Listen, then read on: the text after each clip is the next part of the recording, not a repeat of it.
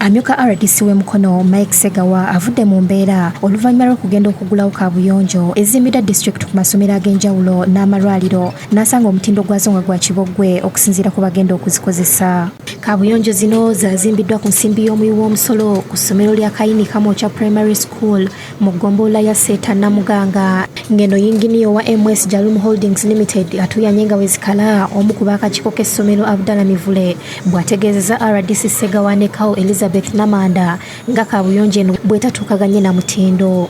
Ategeezezza nti naddala ku ludda lw'abasajja bwe bayingira okufuuyisa amazzi tegagenda nga gasigala ganjadde.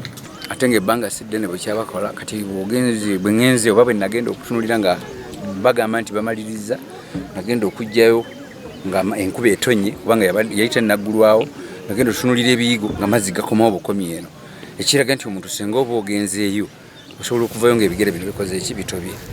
Amyuka RDC Segawa asinzidde wano n'agaana okuggulawo kaabuyonjo eno wabula n'awa kontrakita omukisa okulaba ng'agikola etuukagane n'omutindo gwayo. Wantu tulina okutamu okulonkingawo wano si komishoni nzeewo kaakati. Kaabuyonjo eno ya buyumba 5 okulina omuzigo gw'abaliko obulemu yawemmensa ensimbi obukadde 31 bweddu. Kampani ki? Jalum.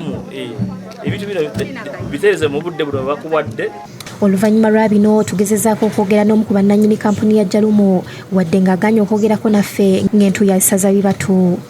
Embeera bw'eti bw'ebadde ne ku ddwaliro lya Seeta Namuganga Health Center 3 ng'eno nayo kaabuyonjo ezaazimbibwa ba MS Advanta nayo Segawa kaabuyonjo aganye okugiggulawo olw'obutaba ya mutindo. Download the app on App Store or Google Play Store now. Vision Digital Experience, the future of media.